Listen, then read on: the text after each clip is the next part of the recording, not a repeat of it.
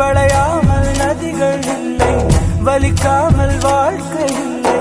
வரும் காலம் காயம் மாற்றும்.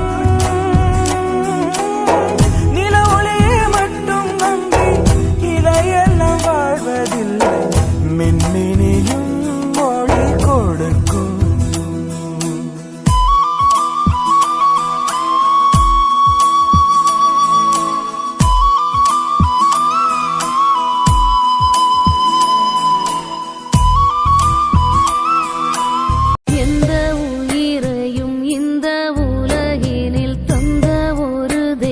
தாயல்லவா அந்தம் இல்லா ஒரு சொந்தம் என்றால் அது எந்த நிலையிலும் தாயல்லவா.